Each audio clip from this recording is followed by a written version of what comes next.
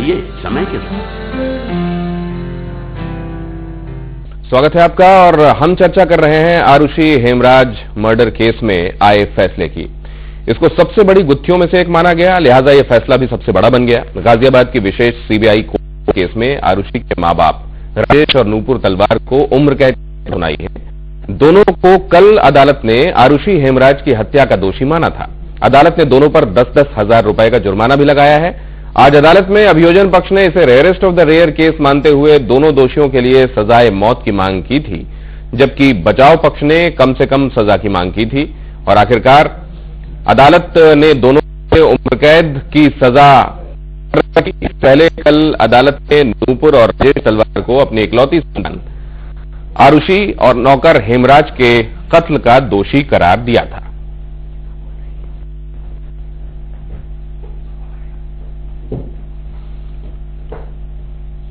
आज से दिन इस बात का इंतजार हो रहा है कि कोर्ट अब किस घड़ी इस बारे में ये बताने वाली है कि उसके मुताबिक सजा क्या ठीक है। कल ये तय हो गया था कि वो दोनों दोषी हैं। अपनी बेटी को जान से मारने के, हेमराज को मारने के दोषी उन्हें अदालत ने पाया है। इसके अलावा भी उन पर धाराएं लगी थी, जिनमें सुबह की धारा थी। इसमें एक धारा जो डॉक्टर राजेश तलवार पर लगी थी वो गुमराह करने की, पुलिस को गुमराह करने की धारा भी थी। और इसके आधार पर आज अदालत अपना फैसला देने वाली थी, लेकिन सुबह खबर आई कि नूपुर तलवार की तबीयत बिगड़ती जा रही है। ब्लड प्रेशर फ्लक्चुएट कर रहा है। पहले हाई हो गया, दवाइयां दी गई, खाना खिलाया गया जो कि उन्होंने कल से कुछ खाया ही नहीं था, तो एसिडिटी और ब्लड प्रेशर की प्रॉब्लम उन्हें बताया जा रहा था। और उसके बाद जब मेडिकेशन हुआ तो उनका ब्लड प्रेशर लो हो गया। और इसी सब के चलते इस बात का इंतजार था कि वो कब कोर्ट पहुंच पाते हैं और कब ये सजा सुनाए जाने का सिलसिला आगे बढ़ता है। और आखिरकार 4:30 बजे शाम वो घड़ी आ गई जब कोर्ट ने इन्हें उम्र कैद की सजा सुनाई और साथ ही 10-10 हजार रुपए का जुर्माना भी, नहीं चुकाने की सूरत में कैद में इजाफा। और ये क्योंकि पूरे देश और दुनिया की निगाहें इस पर थीं, ये लोगों का अपना अपना नजरिया है कि ये वाकई एक बेहद पेचीदा गुत्थी थी जिसे सुलझाने में जांच एजेंसियों के हाथ पैर फूल गए। आखिरकार वैसे सबूत नहीं जुटाए जा सके और खुद उस टीम को सीबीआई की जो पहले काम इस पर कर रही थी उसे लगा कि अब इसमें क्लोजर रिपोर्ट फाइल कर देनी चाहिए। लेकिन अदालत को एक पड़ाव पर ऐसा लगा कि वो क्लोजर रिपोर्ट ही अपने आप में चार्जशीट का काम करती है और उसने खुद संज्ञान लेते हुए इस मामले को फिर वहां से उस क्लोजर रिपोर्ट को चार्जशीट मानते हुए जब आगे बढ़ाया तो फिर कुछ ही दिनों बाद, हालांकि इसमें भी 2 साल से ज्यादा का वक्त लगा, लेकिन फैसला आज आपके सामने है। अब वो लोग जो राजेश तलवार के शुभचिंतक हैं वो कह रहे हैं कि अगली अदालत का रुख वो करेंगे, लेकिन वो जो जानते बदलने वाला अभी दिखाई नहीं देता। राजकुमार के वकील नरेश यादव, उन्होंने क्या कहा सुनिए। आईपीसी उम्र कैद की सजा सुनाई गई। सेक्शन 201 आईपीसी में 5 साल की सजा सुनाई गई है और सेक्शन 203 आईपीसी में 1 साल की सजा सुनाई गई है। और जुर्माना भी लगा है। जुर्माना एक इसमें 10,000, 10,000 दोनों पर, उसमें 302 में और 5,000, 203 में 2,000। ना देने की स्थिति में फिर और सजा 3 महीने और 5 साल इस तरीके से बढ़ाई जाएगी। ठीक है। असल में इसमें उन नौकरों की तरफ भी उंगलियां उठी थी जो कभी उनके घर में काम कर चुके थे या हेमराज को जानते थे। इसमें कुमार का नाम लिया गया था, कृष्णा का नाम लिया गया था, मंडल का नाम लिया गया था। उनमें से एक के वकील आपको यहां जानकारी देते। डासना जेल के अधीक्षक वीरेश राज ने क्या कहा, कैसे रहेंगे वो लोग और किस तरह का बर्ताव उनके साथ वहां रखा जाएगा, इस बारे में जानकारी दी। न्यायालय के आदेश के द्वारा पुलिस ने as a convicted prisoner jail में भेजा है। मैंने जेलर को निर्देशित कर दिया है कि उनके निर्णय को अक्षर से पढ़ा जाए, उसके बाद यदि सश्रम कारावास है उनको श्रम भी आवंटित किया जाए और कन्विक्टेड बंदियों की जो रजिस्टर है उसमें दर्ज करके उनको कन्विक्टेड बंदी नंबर भी आधा घंटे के अंदर दे दिया जाएगा। उत्तर प्रदेश जेल मैनुअल के अनुसार कन्विक्टेड बंदियों के जो प्रोविजंस हैं, चाहे वो मुलाकात के हों, चाहे वो खाने के हों, रहने के हों, ड्रेस कोड है, उनको कन्विक्टेड बंदियों की ड्रेस पहननी पड़ेगी। वो सभी प्रोविजन उनको लागू करने पड़ेंगे और सामान्य बंदियों की तरह उनको रखा जाएगा। यदि उनके द्वारा किसी पुस्तक, किसी भी अन्य सामग्री की डिमांड होती है तो उसको हम as per rule, as per UP jail manual और नियमों के अंतर्गत जांचेंगे। यदि वो सही पाया जाता है, जेन्युइन डिमांड है, तो हम इस पर विचार करें। प्रख्यात वकीलों की एक बैटरी साथ भी यहाँ स्टूडियो में मौजूद है, उनसे समझने की कोशिश करेंगे कि इसमें अभी तक केस कैसे बढ़ता आया और आगे इसमें क्या दिखाई दे रहा है। बलविंदर बरार जी, वरिष्ठ वकील, हमारे साथ यहाँ चर्चा में हिस्सा लेने के लिए हैं। वकील अनुपम लाल दास साहब इस चर्चा में हमारे साथ हिस्सा लेंगे। विकास गुप्ता साहब भी हमारे साथ इस चर्चा का हिस्सा होंगे। डॉक्टर सैयद मोबिन जहरा, जो कि सामाजिक विश्लेषक हैं, हमारे साथ इस चर्चा में हिस्सा लेंगी। टीना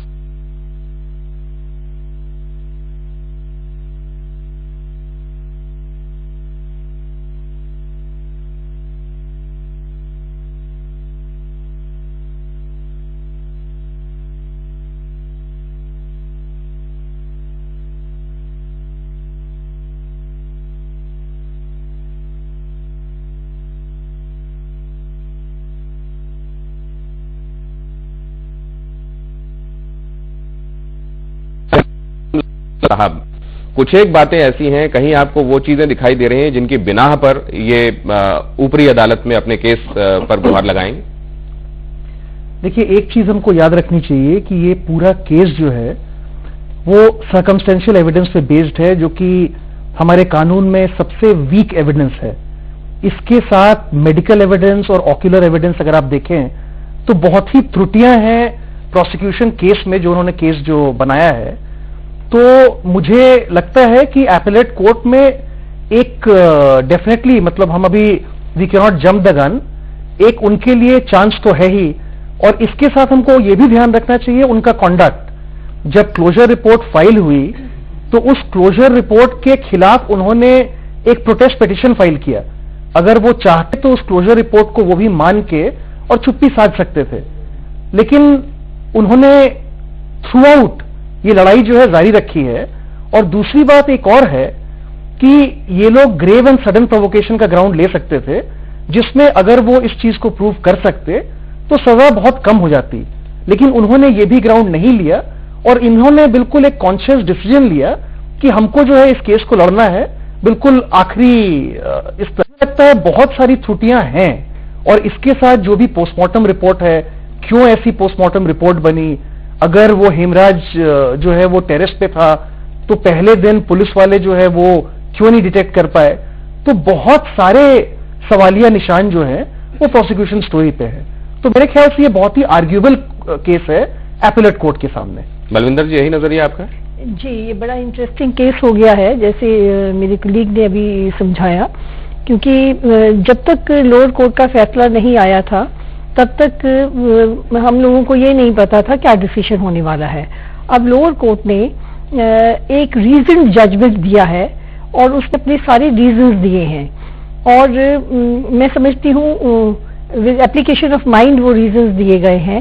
लेकिन कभी कभी क्या होता है कि बहुत सही समझते हुए भी कोर्ट का जो व्यू होता है उसको और तरह से भी इंटरप्रेट किया जा सकता है।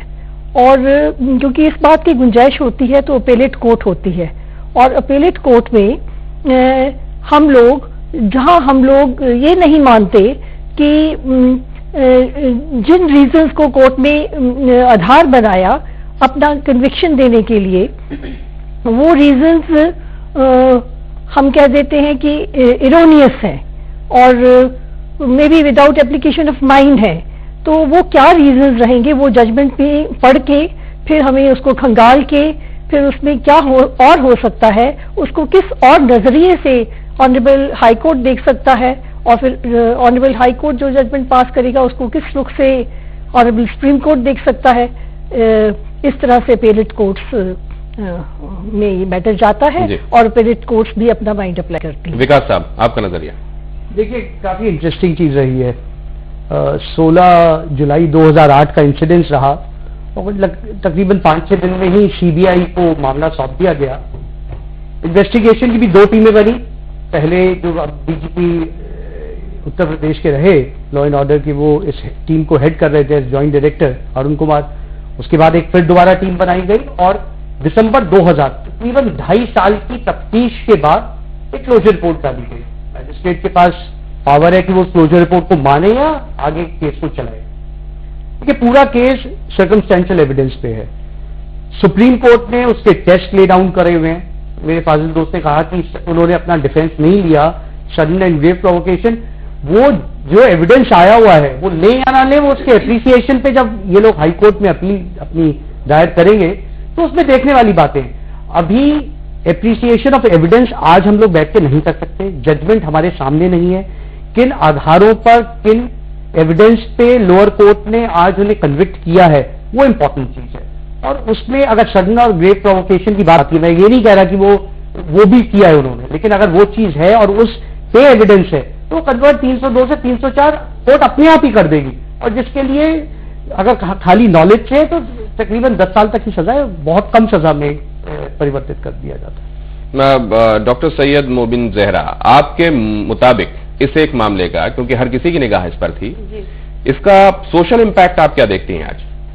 देखिए, मेरे जो कलीग्स हैं यहाँ पे, मेरे साथी हैं, वकील हैं, बहुत अच्छे उन्होंने अपने वकालत के जरिए समझाने की कोशिश की है, लेकिन मैं इसको एक दूसरे नजरिए से देखती हूँ। आप देखिए, हमारा देश बहुत विशाल है। हमारे देश के लिए ये केस जो था एक बहुत सेंसिटिव केस था। तो अगर हम ये माने कि कोर्ट ने केवल सर्कमस्टांशियल एविडेंस के बेस पे, ठीक है, वो टेक्निकली आप उसको सही मान सकते हैं, लेकिन आप ये भी समझिए कि एक बहुत सेंसिटिव केस था। माता पिता जो है अपनी बच्ची के कत्ल में मुजरिम के तौर पे सामने खड़े थे। तो मुझे नहीं लगता है कि कोर्ट ने इसमें कोई भी ऐसी जगह छोड़ी होगी या कोई भी ऐसा लूप होल छोड़ा होगा जहां उन्होंने बेनिफिट ऑफ डाउट नहीं दिया होगा, क्योंकि इससे एक मैसेज गया है सोसाइटी में, आपका जस्टिस सिस्टम जो है उसमें फेथ डगमगाए ना, ये मैसेज गया है सोसाइटी में। तो मुझे लगता है कि इसमें हर तरह की कोशिश हुई। अगर आपने कल जो वर्डिक्ट आया है, अगर आपने उसका एक कुछ हिस्सा पढ़ा होगा, वहां उन्होंने एक रिलीजियस स्क्रिप्चर से भी कोटेशन ली है और सेंसिटिविटी का एक एक्सप्रेशन दिया है उसके जरिए। ये तो मानने वाली बात है कि हमारी जो आदरणीय अदालत है, जो हमारा जस्टिस सिस्टम है, जो उसने फैसला सुनाया, हम सबको उसका आदर करना है। लेकिन मेरी फिक्र वहां है जहां आरुषि के उम्र के बच्चे अपने माँ बाप से सवाल कर रहे हैं कि क्या मम्मी पापा भी अपने बच्चों के कातिल हो सकते हैं। समाज में किस तरह से रिश्तों में एक खटास आ रही है, रिश्तों में जो भरोसा है वो चला जा रहा है। पेरेंट्स का अपना जो एक पेरेंट्स के प्रति बच्चे आपस में डिस्कस कर रहे हैं और टीनेजर्स डिस्कस कर रहे हैं। आप सोचिए, 5.5 साल का अरसा है ये। 5.5 साल में जो बच्चे 14 साल के रहे होंगे, वो 18-19 साल के हो रहे हैं। तो कहीं ना कहीं हमारे समाज में, हमारी सोसाइटी में, हमारे फैमिलियल सिस्टम में ये केस बहुत एक मैसेज देने वाला केस है। तो मुझे नहीं लगता कि ऑनरेबल कोर्ट ने कोई ऐसा जो है दायरा छोड़ा होगा और इसको वाकई बहुत सेंसिटिवली डील किया होगा। उसके साथ साथ आप देखिए, उनको एक और मौका है, आगे वो उसमें पिटिशन डाल सकते हैं, आगे अपनी सुनवाई ले सकते हैं। तो हमारे देश में हर सिस्टम बहुत डेमोक्रेटिक है और वो एक सिस्टम है, वो फॉलो किया गया है। टीना जी, आप समाज को भी करीब से जानती हैं, सामाजिक कार्यकर्ता होने की हैसियत से, और लॉ की तो आप विद्यार्थी हैं ही। आपको इसके कौन कौन से वो पहलू हैं जिसका रेमिफिकेशन आपको आने वाले दिनों में सोसाइटी में दिखाई देता है? एक और जिक्र आज लोगों के बीच में हो रहा था कि बीच में एक हलफनामे के जरिए ये भी बताने की कोशिश की गई कि we belong to the elite section of the society, और उसमें उन्होंने अपने रिश्ते के हो जाने का जिक्र भी किया था एक दूसरे डॉक्टर के साथ। लोगों ने कहा कि शायद कहीं यहां इसमें यह भी दिखाने की कोशिश की जा रही थी कि उस सोशियो इकोनॉमिक क्लास से हम ताल्लुक रखते हैं जहां इस तरह की बातों को बहुत गंभीरता से नहीं लिया जाता। क्या इस तरह का कोई स्ट्रेटा भी है? क्या इस तरह का सेग्रीगेशन भी हम कर सकते हैं क्या कि किसी खास जगहों पर कुछ चीजें लोगों को प्रोवोक करती हैं, कुछ खास जगहों पर उन चीजों को बहुत आसानी के साथ लिया जा सकता है, ऐसा आप मानती हैं? नहीं, मैं ऐसा बिल्कुल नहीं मानती हूँ। इतने करीब से इस केस को देखने के बावजूद मुझे ऐसा लगता है कि जो माइंडसेट है, ऑफ कोर्स ये तो सोसाइटी में एक मैसेज गया है कि पढ़ी लिखी क्लास में भी ऑनर किलिंग हो सकती है। जिस तरह से क्योंकि जब क्लोजर रिपोर्ट आई तो हमें ये लगता था कि कहीं ना कहीं मतलब कुछ सीबीआई के और इन्वेस्टिगेटिंग एजेंसीज के जो लूप होल्स थे, जो उन्होंने कमियां छोड़ दी थी, उसका फायदा इनको मिल गया। बट देखिए उस रात क्या हुआ, क्या केस में सब कुछ है, वो हम कुछ नहीं जानते हैं। अभी जो कोर्ट के सामने गया और कोर्ट ने फैसला सुनाया, हम सिर्फ उसी पे डिस्कस कर सकते हैं। पर हाँ, एक मेरा जो डाउट ये आता है वो ये आता है, मुझे ऐसा लगता है कि देखिए अगर सडन प्रोवोकेशन में भी ये केस हुआ है तो ऐसा क्या हो गया कि आपको अपने बच्चे को मारना पड़ा? ऐसा क्या हो गया कि आपको आपने अपने बच्चे की उस स्थिति में आने से पहले चिंता नहीं की? ऐसा क्या हो गया जहां पर आपको आप यू नो उसमें एक दलील ये भी दी जा रही है, हालांकि उसको विस्तार से अभी पढ़ना बाकी है, कि जब वो गए थे उनका मोटिव हेमराज को उस स्थिति में देखने के बाद डॉक्टर तलवार नाराज थे हेमराज के ऊपर और उन्होंने गोल्फ स्टिक उसको मारने के लिए घुमाई थी, लेकिन क्योंकि वो झुक गया उस वार को बचाने के लिए, तो वो वार सीधा जाकर पीछे बैठी हुई आरुषि को लगा और वो इस कदर ताकत के साथ मारा गया वार था कि वो प्राणघातक साबित हुआ आरुषि के लिए। इससे उनका गुस्सा और भड़का और उन्होंने ताबड़तोड़ स्टिक मारनी शुरू कर दी हेमराज को, जिसमें उसकी जान तो चली गई लेकिन फिर आरुषि भी नहीं बची। अपनी बात पूरी करें। देखो दिनेश, बिल्कुल आप सही कह रहे हैं, ऐसा ही हुआ। इनफैक्ट एक फैक्ट उसमें और ये भी आया कि वो इतना रूम छोटा था कि उसमें गोल्फ स्टिक जो है वो पूरी मूव नहीं कर सकती। अगर गोल्फ स्टिक आप घुमाते हैं तो आपको उसको पूरी मूवमेंट उसकी होनी चाहिए, उस रूम में नहीं हो सकती थी। चलिए ये तो एक तरह से ये फैक्ट्स हैं जिसको कोर्ट ने रखा है और कोर्ट ने समझा है, और जिस बात की आप बात कर रहे हैं उसमें एक इमोशनल एस्पेक्ट है। मैं इसमें एक बात को बहुत अहमियत देना चाहती हूं और मैं चाहती हूं कि समाज इसको समझे। ऐसा क्या हो जाता है कि आप अपने बच्चे के दुश्मन हो जाते हैं? ऐसा क्या हो जाता है कि कोई ऐसी गलती, अगर आप फिजिकल इंटीमेसी की भी बात करें, अगर फिजिकल इंटीमेसी बच्चे की हो भी जाती है तो क्यों नहीं आप इसको एक्सेप्ट कर लेते हैं? वो ऐसी कोई चीज नहीं है जिसको आप भुला नहीं सकते, वो ऐसी कोई चीज। और मैं आपको बताना चाहूंगी, ये तो इनका टेस्ट ट्यूब बेबी था, शादी के 9 साल बाद हुआ था, इकलौता बच्चा था।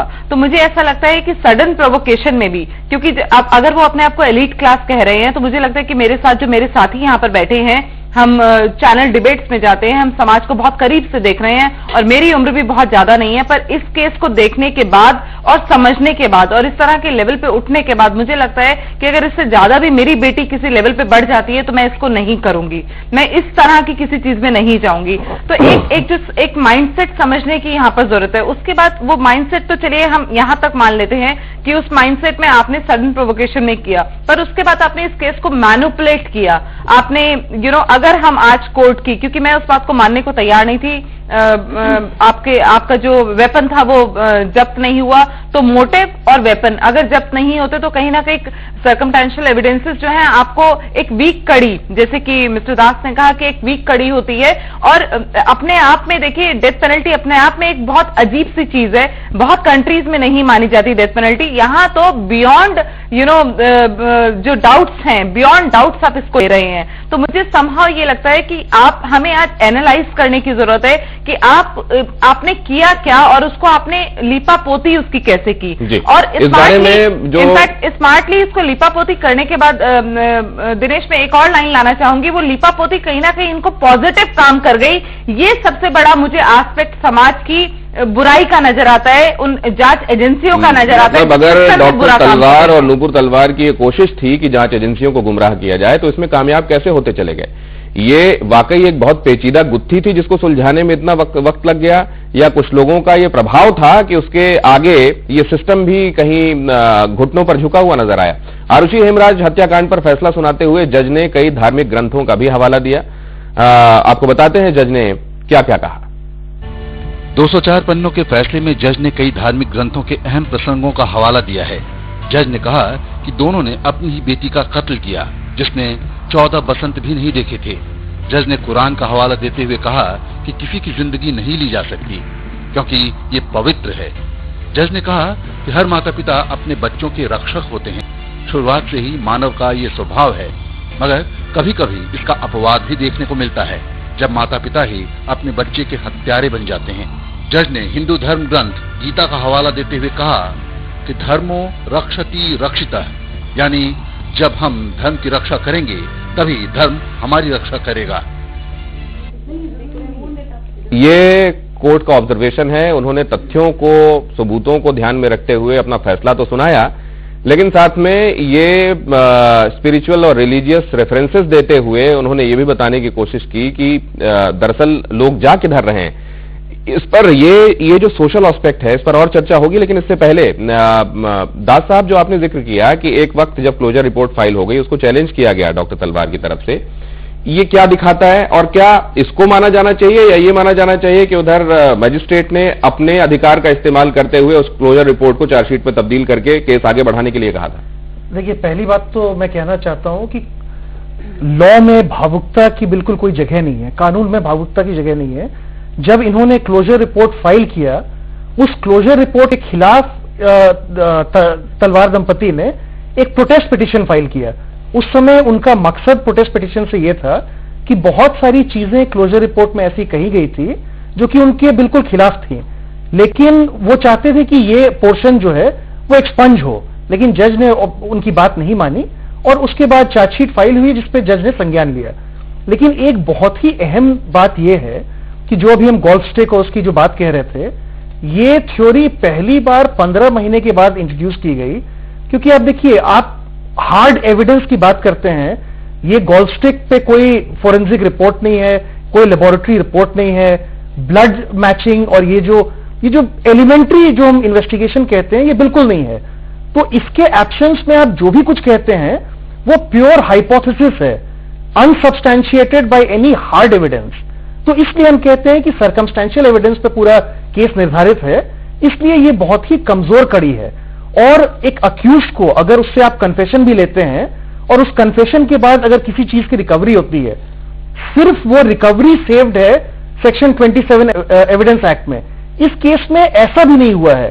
तो सिर्फ अगर पोस्टमार्टम रिपोर्ट ये कहती है कि किसी ब्लंट ऑब्जेक्ट से उन पे वार किया गया और वो ब्लंट ऑब्जेक्ट अगर रिकवरी दिखाती है कि गोल्फ स्टिक है, तो ये बहुत जरूरी था प्रोसिक्यूशन के लिए इस बात को स्टैब्लिश करना हार्ड एविडेंस से कि यही वेपन ऑफ ऑफेंस है, और ये चीज इस केस में नहीं हुआ है।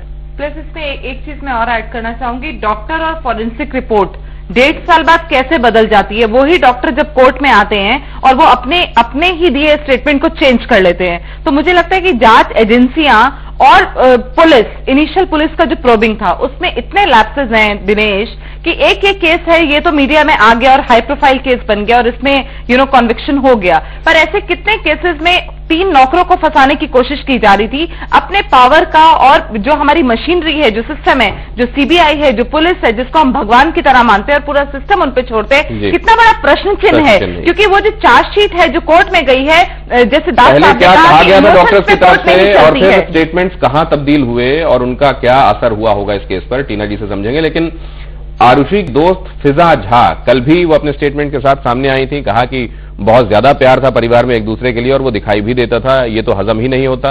और यहां जिसने अपनी बच्ची खो दी उस मां बाप को आप सजा सुनाकर आप विक्टिम को इंसाफ देने के बजाय विक्टिम को ही सजा सुना रहे हो। फिजा झा ने आज क्या कहा, फैसले के बाद सुनिए। तलवार को केस में उनका केस बिल्कुल ठीक से प्रेजेंट नहीं कर दिया, उनको विटनेसेस प्रेजेंट नहीं करने दिए, उनको बहुत सारे इंपॉर्टेंट एविडेंस सीबीआई ने प्रेजेंट नहीं करने दिया, और फिर सीबीआई का केस ही इतना वीक है कि वो अपना खुद का केस बार बार चेंज करे जा रहे हैं, और उनका कल का कन्विक्शन सिर्फ सर्कमस्टेंशियल एविडेंस पर बेस्ड था और आज उन्होंने डेथ पेनल्टी मांगी। इसका यही मतलब है कि ये केस तो इनका इतना स्ट्रांग नहीं है, पर परिस्थिति जन्य साक्ष्य, ये बच्ची अगर आरुषि की उम्र की थी तो आज ये बहुत ज्यादा बड़ी नहीं है, लेकिन आज इसको ये मालूम है कि परिस्थिति जन्य साक्ष्य पर अदालत किन किन बातों को समझकर किस तरह के फैसले दे सकती है और क्या ये फैसला उस लिहाज से एक बहुत हार्श फैसला है। ये कानून के जानकारों की निगाह में भी क्या ऐसा ही है और ये क्या चैलेंजेबल है? क्या परिस्थिति जन्य साक्ष्यों के आधार पर अगर लोअर कोर्ट ने एक फैसला दिया है, वो भी इस तरह का फैसला, तो क्या बहुत आसानी से अपीलेट कोर्ट में चैलेंज हो सकता है? एक छोटे से ब्रेक के लिए रुकेंगे, चर्चा जारी है।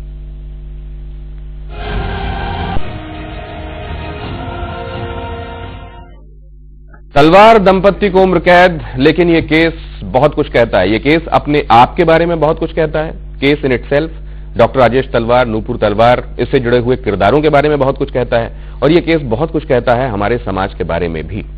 उसी सब पर चर्चा हम कर रहे हैं और दोनों ही तरफ के खास लोग हमारे साथ चर्चा में जुड़े हुए हैं। कानून की बारीकियां और पेचीदगियां, इस मामले की बारीकियां पेचीदगियां आइए एक बार फिर से समझें। अनुपम लाल दास साहब, ये जो सर्कमस्टेंशियल एविडेंसेस हैं, जो दो और तरह के साक्ष्यों का आपने जिक्र किया, ऑक्यूलर और मेडिकल, अगर वो नहीं है, तमाम कोशिशों के बाद वो नहीं जुटाए जा सके, लेकिन सर्कमस्टेंशियल एविडेंसेस एक कड़ी और एक पूरी कहानी को फ्रेम करते हैं अगर, और उससे स्थिति साफ होती है, तो क्या ये वाकई इतना कमजोर माना जा सकता है कि इसको ऊपरी अदालत में चैलेंज किया जा सके? देखिए, सर्कमस्टेंशियल एविडेंस पे जहां पे भी कन्विक्शन होती है, कानून ये कहता है कि circumstantial evidence must be proven to the hilt. तो जो डिग्री है वो बहुत हाई है, क्योंकि अगर हमारे कानून में ये कहा गया है कि 100 गुनाहगार छूट जाएं, लेकिन एक बेगुनाह जो है उसको सजा नहीं होनी चाहिए। इस केस में अगर कड़ी बिल्कुल चेन कंप्लीट होती है तो फिर वो कन्विक्शन जो है ऊपरी अदालत में सस्टेन होगी। लेकिन हम देख रहे हैं, और मतलब एक कानूनी पहलू है, और इवन एज ए लेमैन आप समझ सकते हैं कि कितनी त्रुटियां हैं प्रोसिक्यूशन केस में।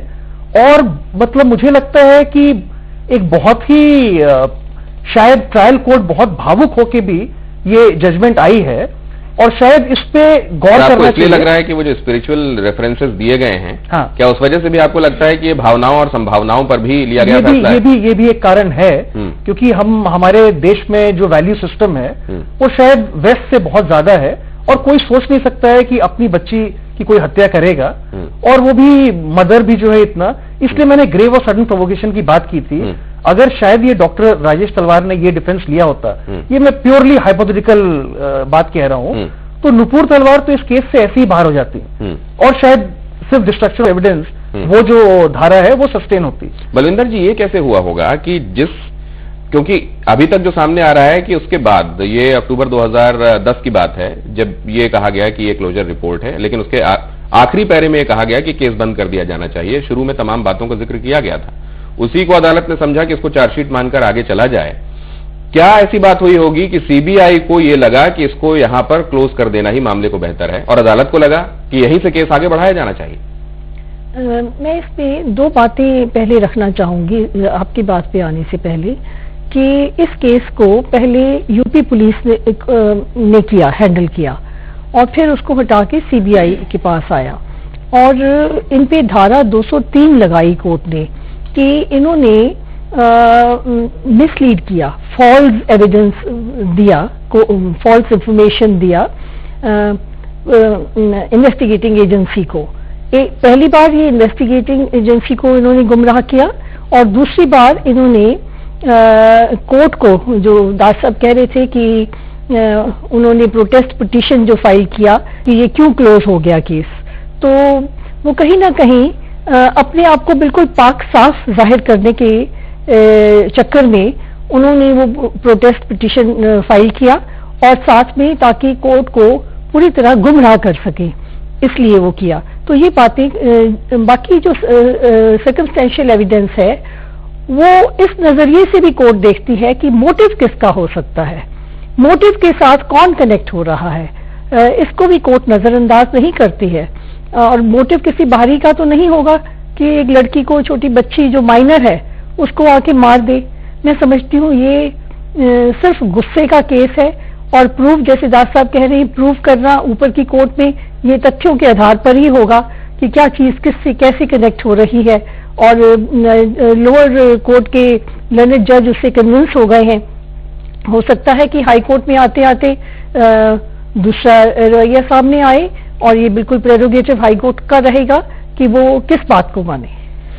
विकास साहब, लेकिन ये एक जो दूसरी दलील दी जा रही है कि जब अगर सर्कमस्टेंशियल एविडेंसेस पे चेन्स जुड़ी और उसके बाद ये फैसला लिया गया, और ये क्वांटम तो हम देख ही रहे हैं, अगर ये मामला इतने दिनों में यहां तक पहुंचा है तो वो बहुत ज्यादा माथापच्ची के बाद पहुंचा है, और एपेलेट कोर्ट में जाने के बाद फिर इस लिहाज से कोई बहुत ज्यादा गुंजाइश नहीं बचती।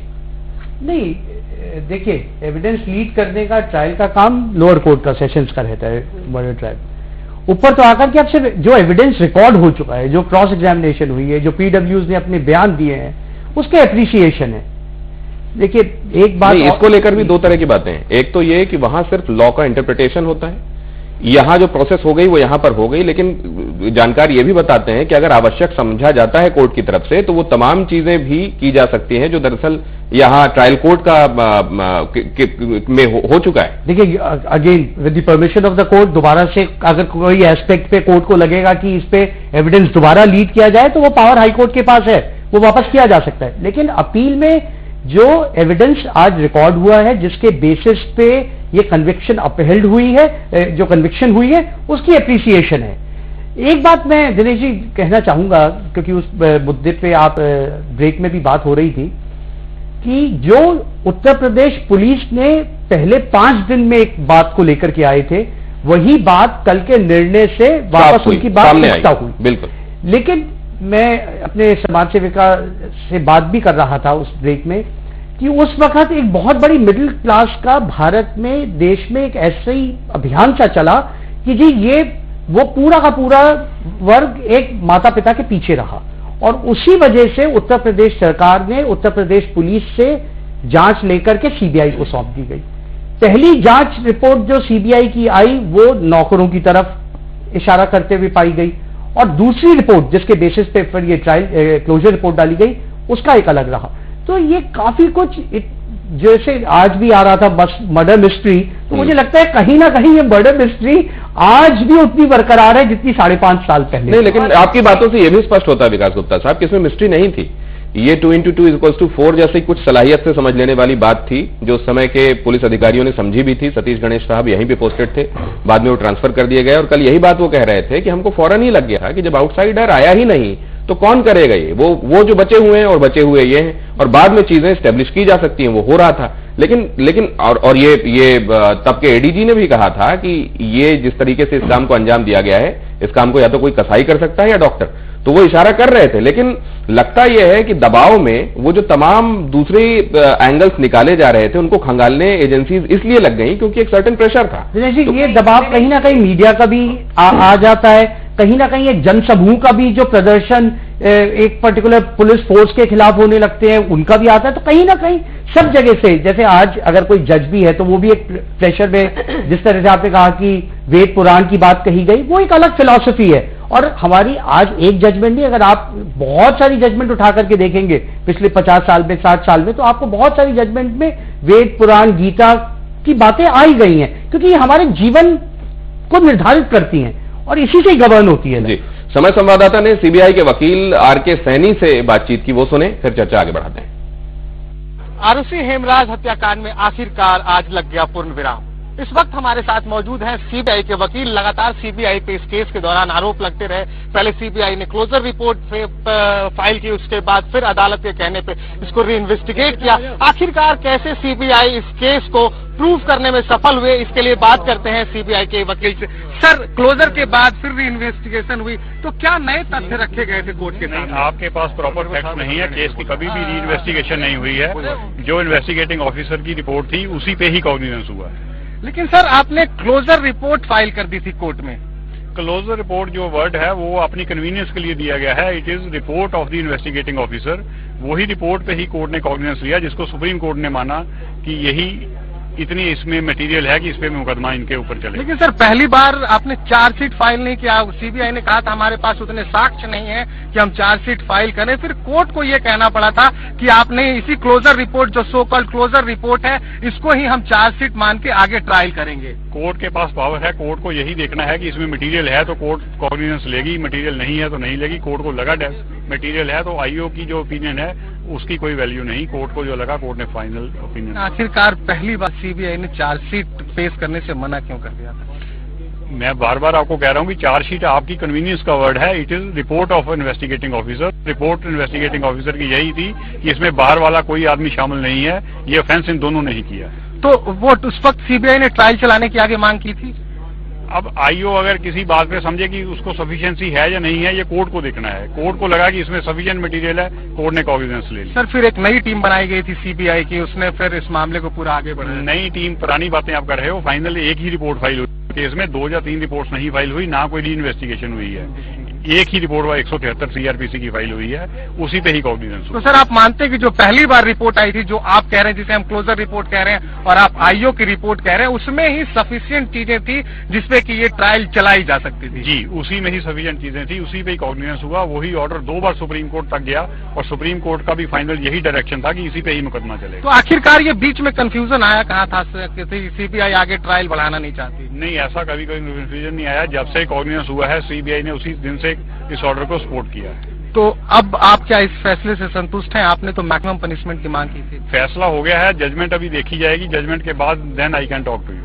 Thank you sir. तो आपने सुना कि आखिरकार वही जो सो कॉल जो वकील साहब कह रहे थे, सीबीआई की जो क्लोजर रिपोर्ट थी उसी में ही सफिशिएंट फैक्ट थे और ट्रायल चलाए जा सकते थे। लेकिन उस वक्त सीबीआई ने कहा था कि हमारे पास पूरे साक्ष्य नहीं है। लेकिन अब सीबीआई के वकील का ये कहना है कि जो पहली आईओ की रिपोर्ट थी, जिसको क्लोजर रिपोर्ट कहा जा रहा था, उसमें पूरे साक्ष्य थे और उसी साक्ष्य ने आखिरकार ये सिद्ध कर दिया कि ये तलवार दंपत्ति जो थे वही हत्या के दोषी थे। इस वक्त कैमरामैन आसिफ के साथ गाजियाबाद से श्रीनिवास। विकास साहब, लेकिन उसका क्या हुआ? लाई डिटेक्टर का क्या हुआ? वो जो सोडियम पेंथेनॉल लगाकर आपसे सच्चाई उगलवाने की कोशिश की जाती है, उसका क्या हुआ? क्या नार्को और इन सब चीजों को शामिल नहीं किया गया जब फैसला सुनाया जा रहा था? देखिए, नार्को में उस टाइम पे जब इन्होंने किया, इससे ज्यादा इंपॉर्टेंट एक चीज और दिनेश जी आई थी कि जब ये इन्वेस्टिगेशन हो रही थी तो काफी बार रेकी करके सीन ऑफ क्राइम क्रिएट किया गया था। हाँ। आपको याद हो, मैं आपको कई बार उस वक्त टीवी पे देखता था, तो ज्यादातर शाम को रात के टाइम पे सारे न्यूज चैनल की ओबीसी वैन जलवायु विहार पे ही पाई जाती थी। तो कई बार ऐसा हुआ कि वो एयर कंडीशन एक कमरे में चलाया जाएगा, दूसरे कमरे में देखा जाएगा कि वहां पे आवाज आ रही है नहीं आ रही। आप सब इसमें शामिल रहे थे। और बात, आई am not holding brief for any person, but जहां तक नार्को या लाई डिटेक्टर टेस्ट का किया गया, क्या सामने रिपोर्ट आई मुझे उसका मालूम नहीं है, लेकिन कितना ही बड़ा कोई मुजरिम और क्यों ना हो, लेकिन जहां आज साइंटिफिक एविडेंस की बात है, एडवांस, कल मैं एक चैनल पे था, वहां पे बात हो रही थी कि उस बॉटल से एडवांस डीएनए का टेस्ट लेना चाहिए था। अगर इन्वेस्टिगेटिंग एजेंसी, जहां प्रीमियर इन्वेस्टिगेटिंग एजेंसी पे आपने सौंपा है, तो उसका दायित्व बनता है कि पूरी की पूरी साइंटिफिक, जब आपके पास साधन है उपलब्ध देश में और बाहर भी, और पूरे देश की और पूरे विश्व की नजर इस केस पे सिर्फ मर्डर की वजह से नहीं, एक मिडिल क्लास की मर्यादाओं की वजह से जो एक टिकी हुई थी, तो आप वो सारी साइंटिफिक जो आज पूरी दुनिया में अवेलेबल है उसकी आप सहायता ले सकते थे कहीं ना कहीं इस गुत्थी को सुलझाने के लिए। नहीं तो इसमें क्या होता है, ये अमूमन अदालत में जब इस तरह की चीजें लाई जाती हैं, वो एक अगर थ्योरी में फिट इन करती हैं तो उनको कंसीडर किया जाता है, वरना नहीं किया जाता। क्या ऐसा होता है? देखिए, क्या है, सर्कमस्टेंशियल एविडेंस है, कड़ी है, अगर कड़ी में कहीं पे भी गैप आएगा, सुप्रीम कोर्ट ने निरंतर, ऐसा नहीं है कि सर्कमस्टेंशियल एविडेंस पे सजा नहीं हो सकती, कोई ऐसा तो है नहीं कि कोई किसी को बुलाएगा और उसके सामने मर्डर करेगा, लेकिन उसके टेस्ट ले डाउन करे हुए सुप्रीम कोर्ट ने कि सर्कमस्टेंशियल एविडेंस में गिल्ट और गिल्ट ही प्रूव होना चाहिए, और कोई गुत्थी हाइपोथेसिस और कोई नहीं आनी चाहिए except that the crime has been committed. अगर जरा सी भी कोई इनकंसिस्टेंसी आ जाए या कोई और ऐसी हाइपोथेसिस क्रिएट हो सकती हो which can point to a different angle और to a different story, then the conviction on the basis of circumstantial evidence can't stand. ये सुप्रीम कोर्ट ने दिया हुआ, और इस कानून की जो सुप्रीम कोर्ट ने ले डाउन किया हुआ है सर्कमस्टेंशियल एविडेंस की, वो अब ये सारे कानून हाई कोर्ट में ही आकर के अप्रिशिएट हो। तो ये कई सारी चीजें तो इस बात की तरफ इशारा कर रही है डॉक्टर सैयद मोबिन जहरा कि ये ऊपरी अदालतों में चैलेंजेबल है, और जो बात कही जा रही है और जिसका इस बुकलेट में भी जो अभी टीना जी ने मेरे हवाले किया, यही वो बुकलेट है जो दरअसल तलवार परिवार की तरफ से कल मीडिया में डिस्ट्रीब्यूट किया गया था, और इसी का हवाला देते हुए ये बातें कही गई थी कि हमारी बहुत सारी बातों को नहीं सुना गया, हमने जो फैक्ट्स और एविडेंसेस कोर्ट के सामने रखे वो नहीं सुना गया, और इसलिए वंदना तलवार ने तो ये तक कह दिया था कि फिर ट्रायल करने का मकसद ही क्या, क्यों किया गया ट्रायल। और अगर सीबीआई की, उन्होंने कहा कि सीबीआई पर तमाम तरह के आरोप लगाते हुए कहा कि हम उनके खिलाफ पिच इन किए गए थे और हमारी फिर सुनने वाला था कौन। तो क्या डॉक्टर सैयद मोबिन जहरा, क्या समाज में भी बहुत सारे लोग ये समझ रहे हैं कि अभी चीजें बदलेंगी? देखिए, जो एक जनरल परसेप्शन है, जैसा कि वकील साहब ने कहा कि एक मिडिल क्लास का जो एक परसेप्शन था अपने वैल्यूज और मोरालिटी को लेकर, वो कहीं ना कहीं हिला है। तो आज भी लोग, ये वर्डिक्ट आ गया है। लेकिन बहुत सारे लोग ये सोचते होंगे कि वो मिडिल क्लास से बिलोंग ही नहीं करते, वो एलीट क्लास है जिसका जिक्र नहीं, देखिए जो एक फैमिली वैल्यूज था, फैमिली रिलेशंस में एक जो स्ट्रेंथ थी, उस पे बिलीफ आज भी लोग रखते हैं और इसीलिए वो ये चीज मानना नहीं चाहेंगे। लेकिन मैं आपको ये भी बता दूं कि हमारे इसी देश में बेटियों को पैदा होने से पहले गर्भ में भी मारा जा रहा है, उनकी हॉरर किलिंग भी हो रही है, उन्हें अपनी तौर से अपनी जिंदगी जीने की आजादी नहीं है। देश तो बहुत साल हो गया आजाद हो गया, तो उसी माहौल में इस तरह के क्राइम हो रहे हैं। लेकिन इस क्राइम में मैं ऑनरेबल कोर्ट का जो वर्डिक्ट आया है, जो एविडेंसेस हैं, उस पे I am not eligible to comment on that. लेकिन मैं एक चीज जरूर यहाँ कहना चाहूंगी कि जैसा कि अभी हम डिस्कस कर रहे थे कि उस रात उस घर में 4 लोग थे, जिसमें से 2 जिंदा हैं, 2 मर गए हैं। तो वो 2 जो नहीं है हमारे साथ, वो 2 किस तरह से क्या हुआ, उसका जवाब यही लोग दो देंगे।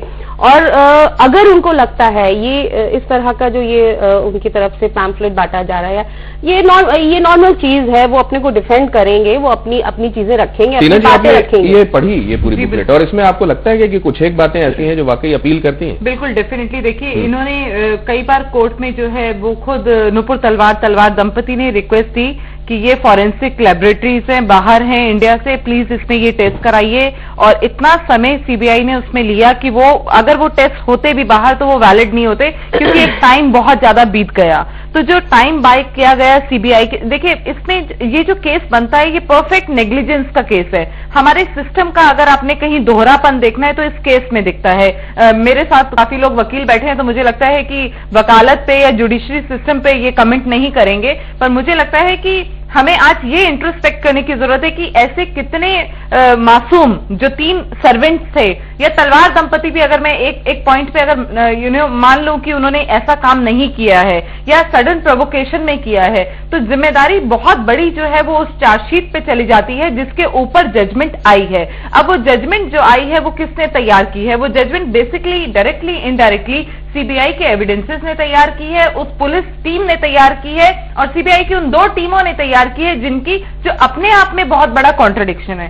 तो मैं अब फिर एक बात और यहां पर कहना चाहूंगी कि देखिए, इसमें वो इस किताब में वो सब कुछ है। उन्होंने टेस्ट की डिमांड की, वो टेस्ट नहीं हुए।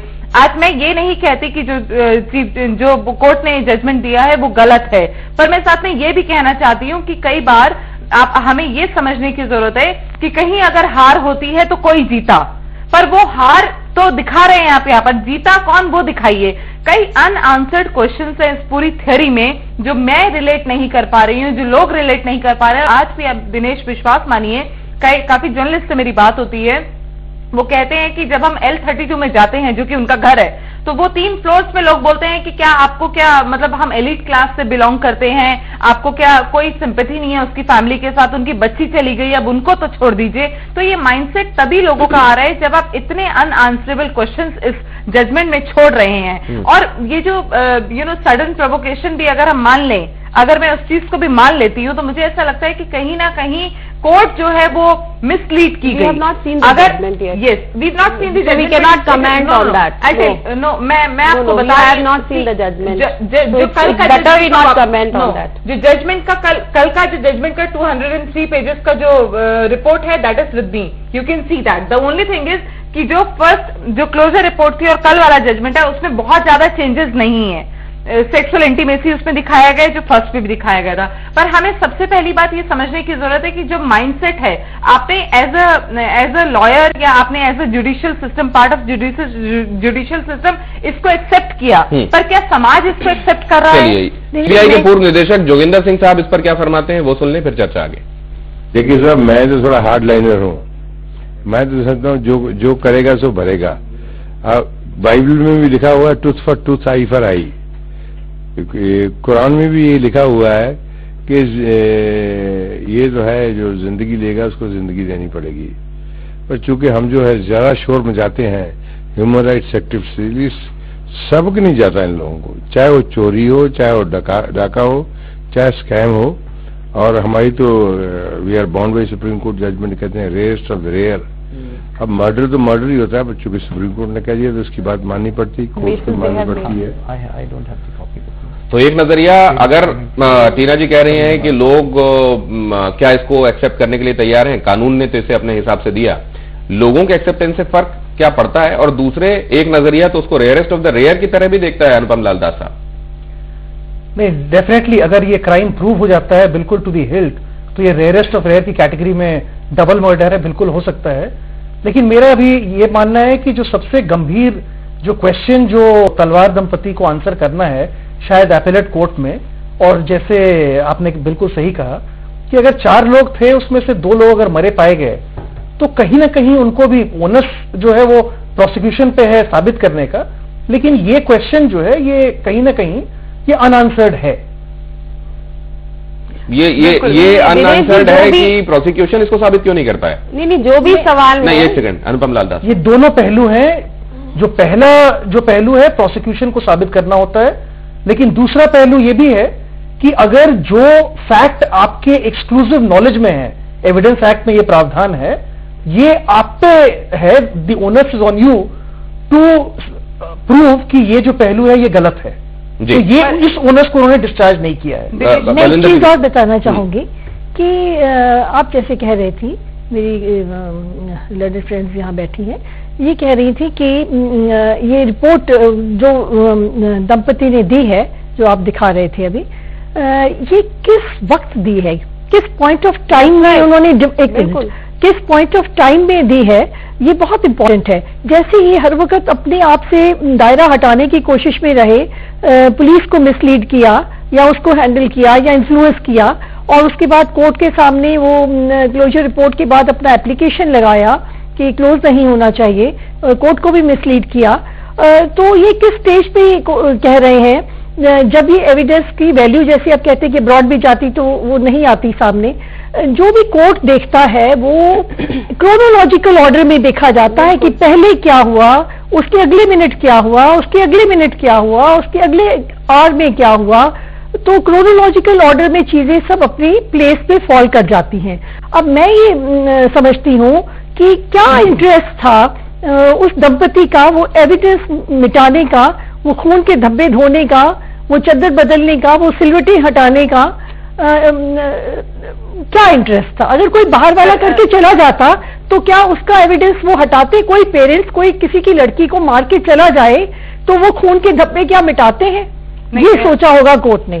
तो मोटिव किसका रहा? मैं बार बार इस बात पे आ रही हूँ कि कॉरोबोरेटिव होता है सब कुछ, कि जो एविडेंस हुआ और एविडेंस को मिटाना भी एक एविडेंस हो गया। बिल्कुल, इसको भी आप देखिए। नहीं, आई अंडरस्टैंड जो मिसेस दरार कह रही है, मैं उससे बिल्कुल सहमत हूँ, पर एक बात हमें बहुत समझने की जरूरत है कि देखिए इन्वेस्टिगेटिंग एजेंसीज की इतनी त्रुटियां थी कि प्रोसिक्यूशन उसको साबित नहीं कर पाया, और डिफेंस पे ओनस आ जाता है उसको साबित करने का कि आपने ये कत्ल नहीं किया। तो जब डिफेंस पे ओनस आता है तो मुझे लगता है कि बेसिस तो वही रहते हैं, जो थियरी है, जो एविडेंसेस हैं, जो सारा सब्जेक्ट है, जो उसका बेसिक है, जो बेस जिसके ऊपर डिफेंस अपने आप को प्रूव करेगा कि मैं गिल्टी नहीं हूं, वो सेम रहता है। तो मुझे लगता है कि कहीं ना कहीं डिफेंस के पास भी मौका कम था अपने आप को साबित करने का। तो अगर हम उस चीज को लेकर चल रहे हैं कि डिफेंस अपने आप को साबित नहीं कर पाया, तो कहीं ना कहीं जो कमियां हैं, मैं फिर दोबारा उसी चीज पे आ रही हूं दिनेश, कि कमी हमारे सिस्टम की है। ये केस पूरा एक सिस्टम लैप्स का केस है।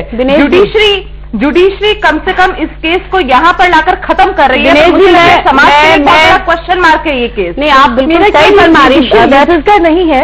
नहीं,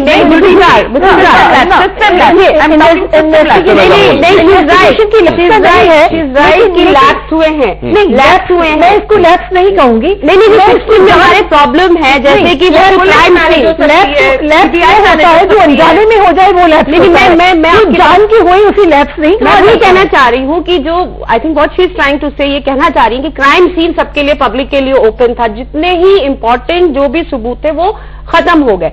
लेकिन इसको आप दूसरे नजरिए से देखिए कि कहीं ना कहीं इन्होंने क्या इस लैप्सेस का फायदा तो नहीं उठाया पिछले 5.5 सालों में? बिल्कुल सही है, अगर मान सकते हैं इस बात को। तो हमें इस नजरिए से भी देखना है कि ये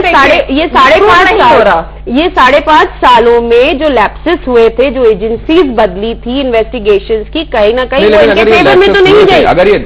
अगर देखिए एक पुलिस डिपार्टमेंट की उनके मैनुअल के हिसाब से, उनकी ट्रेनिंग के हिसाब से एक प्रैक्टिस होगी कि किसी एक जगह पर अगर इस तरह का क्राइम हुआ है तो सबसे पहले जाकर उन्हें क्या करना है, अगर उसके बावजूद वहां उनको लैप्सेस दिखाई देते हैं, उनकी कार्यप्रणाली कहीं बदली हुई दिखाई देती है, वहां उन्होंने कुछ चीजों को जाने दिया, कुछ इसका फायदा किसको, इसका फायदा सीधा